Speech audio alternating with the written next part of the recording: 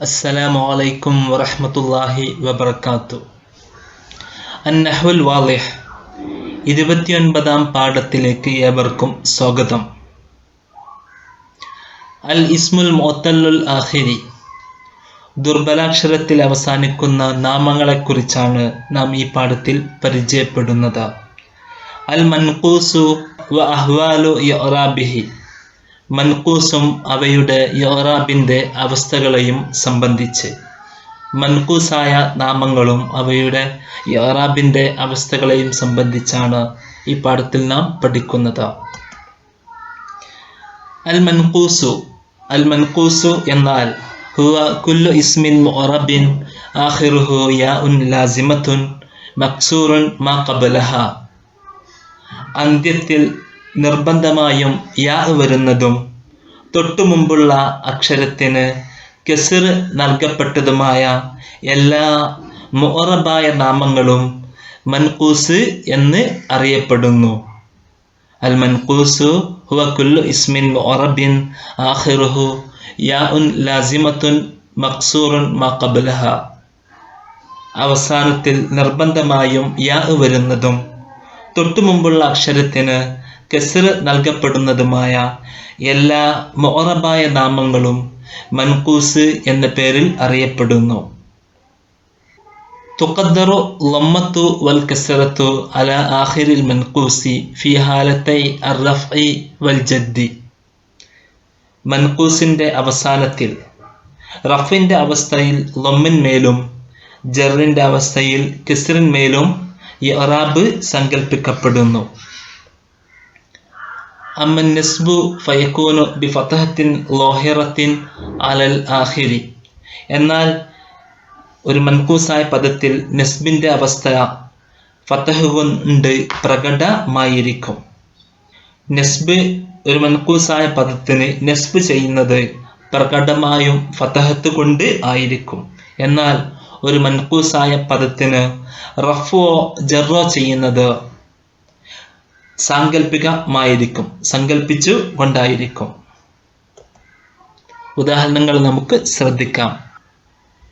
ആദ്യത്തെ 4 ഉദാഹരണങ്ങൾ, പച്ചക്കോളത്തിൽ അടയാളപ്പെടുത്തിയിരിക്കുന്ന 4 ഉദാഹരണങ്ങൾ നമുക്ക് ശ്രദ്ധിക്കാം. ഫറൽ ജാനി, അദലൽ ഖാളി, നാദൽ മുനാദി, യന്തമുൽ ബായി. ഇതിൽ റഫിന്റെ സ്ഥാനത്താണ് മൻഖൂസായ പദങ്ങൾ.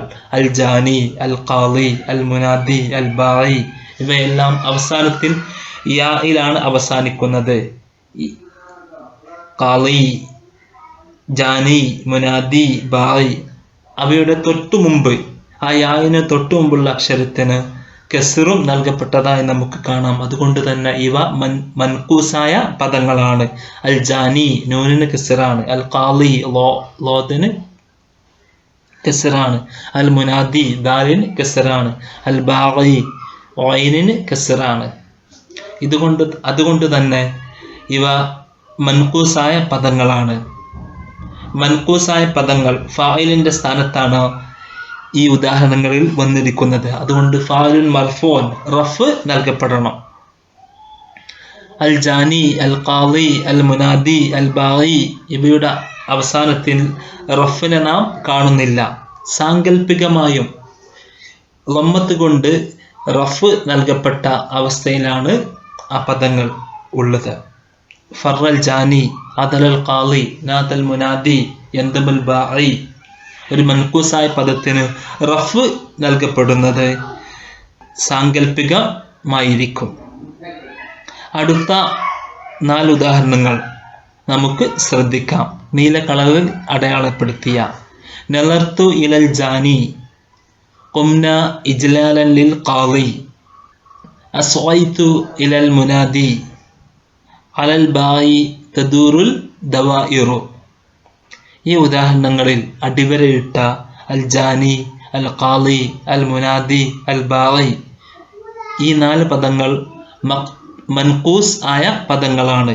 കാരണം അന്ത്യത്തിൽ യായിൽ അവസാനിക്കുകയും തൊട്ടു മുമ്പുള്ള അക്ഷരത്തിൽ കസ്റ നൽകപ്പെടുകയും ചെയ്യുന്ന എല്ലാ മുഅറബായ നാമങ്ങളും മൻഖൂസ് ആയിരിക്കും എന്ന് നാം പഠിച്ചു കഴിഞ്ഞു. ഈ പദങ്ങളെല്ലാം ഒരു ജാറ് കൊണ്ട് ഇല, ലി, അല എന്നിങ്ങനെയുള്ള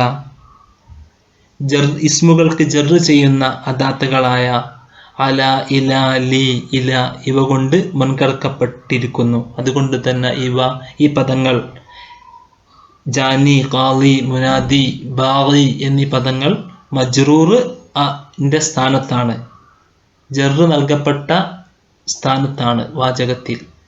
എന്നാൽ പ്രകടമായ നിലയ്ക്ക് ജാനിയി, ഖാലിയി, മുനാദിയി, ബാഗി എന്നിങ്ങനെ ജറിന്റെ അദാത്തായ കസ്റിനെ നമുക്ക് കാണാൻ സാധിക്കുകയില്ല.